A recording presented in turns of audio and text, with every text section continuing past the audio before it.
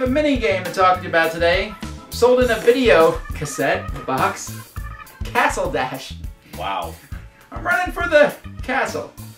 Well, I guess the name is appropriate because it is a fast game. Yes. There's no fooling around. You don't build up your forces and attack. You just attack every single turn. Right. Let's look at it and then we'll tell you if it's good or not.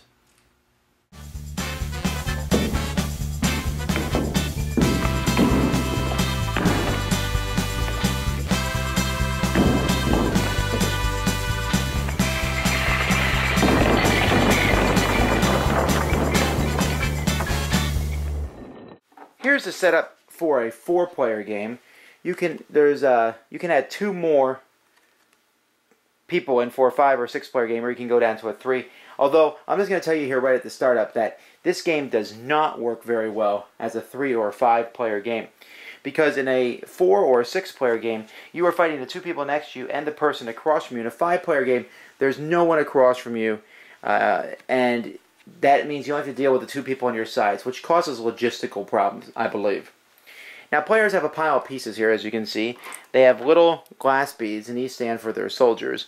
They have these red, the tiddlywink type pieces, well, of your color, whatever they are, and those are your treasures. And then these black tiddlywink things in the middle, those are cannonballs. At the beginning of the game, you start with a whole pile of your troops. You start with some treasures, and you also start with one soldier from each of the other players, one on each of your sides, and the one across from you, as a prisoner in your castle. And what players are trying to do is they're trying to steal the treasures from other people's castles and rescue their prisoners. At the beginning of the game, you're going to place a certain number of these cards here in the middle of the table, equal to twice the number of players. And then you're going to start a round, basically it's worker placement, where players will be taking their soldiers and they will be doing one of 2 things with them in turn order. They will either place it on the card, you see there's a spot to place a soldier on the card, and they'll claim that card for them. Or they will place the soldier between them and one of the other players, showing that they are going to attack that player with that many soldiers. And you can send out as many soldiers as you would like. And so let's say that blue sends out 3 soldiers here, red sends out 2 over here, etc. Alright, after that happens, then in turn order, players will resolve one of the battles, and they'll go around until all the battles are resolved. When a battle is resolved, the first thing we do, let's say here, we have 3 blue versus 2 red. In this instance, the first thing players do is they decide, are they going to use a cannonball? Everybody has 2 cannonballs to use each turn. You decide which battles you're going to use them in, and it is possible that a card will give you extra cannonballs. You can get one that will give you 2 extra cannonballs. When you fire a cannonball at the enemy, you simply roll a 6-sided die, and if the number you roll is less than the number of troops attacking you, then you kill one. So if there's a huge amount of troops attacking you, a cannonball will rip through them and likely kill one, and multiple cannonballs. In fact, one of the cards, Heavy Cannons, allows you to roll a 4-sided die instead of a 6-sided die when shooting the cannons, which means there's a really good chance you're going to take somebody out. Players also have cards that will give them extra soldiers. There's also cards that will defend you against cannonballs. And there's other cards that will give you different special abilities as the game goes by. And then after the cannonballs are resolved, each side will roll a 4-sided die, add it to the number of troops, and the loser will remove troops equal to the difference in battle. And so let's say, for example, in this battle, blue rolls a 4 and red rolls a 1. That's pretty bad for red. So red has 3 and blue has 7. 7 minus 3 is 4. The red troops are defeated, and blue is allowed to take up to 4 soldiers and put them on the wall here. Now, if there's 3 soldiers on the wall, you're going to get a reward from your opponent. If there's less than 3, then they will just sit on that wall and wait till a future turn. Now, this is bad because, it's good because in a future turn you need fewer soldiers to get on the wall to get your reward, but it's also bad because it ties up your soldier. You can't do anything else with him.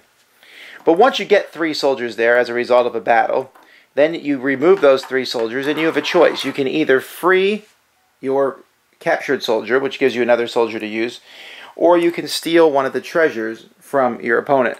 Now, stealing a treasure is important for the end of the game because the first person to get 3 treasures wins. But stealing a soldier gives you more options, so you have to decide which of those is the better deal. And of course, people are trying to steal your treasures and retrieve their soldiers also.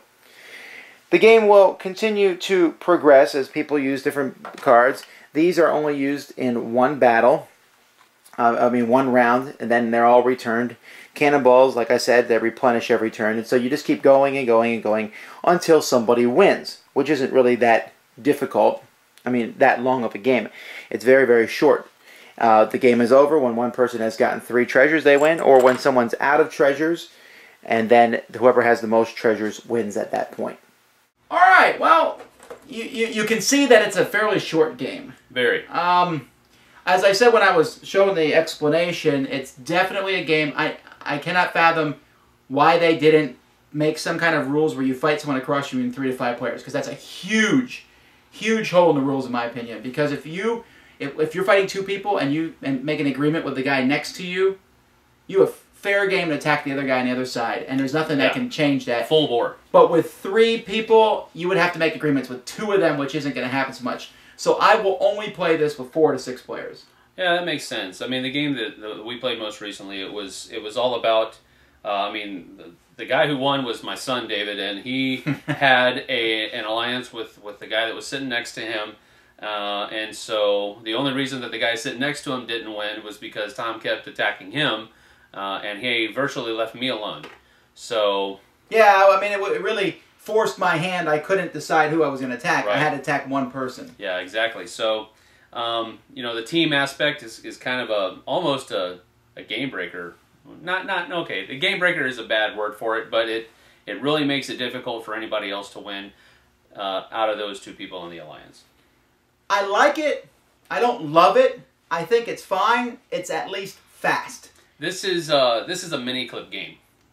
As a board game, that's what it is. It really reminds me of one of those little flash games that you play on Miniclip, and it's fun, it's enjoyable, but it lacks the meat that a game, at least in my taste, needs to survive.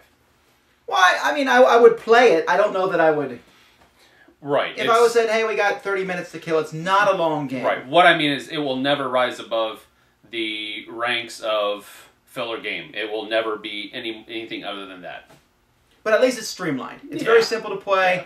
Yeah, very easy. Some of the combinations, heavy cannons with extra cannonballs, or that, right. That can be pretty deadly. Yeah. But I do like it, so very annoying. I will give it I'll give it a single thumbs up with a cannonball on top. Wow. I'm running out of stuff to say. Yeah, you are. I'll give it a thumbs up just because it is fun. It's easy to play. The kids enjoyed it, and it wasn't an annoyance. So I'll give it a thumbs up because I wouldn't mind playing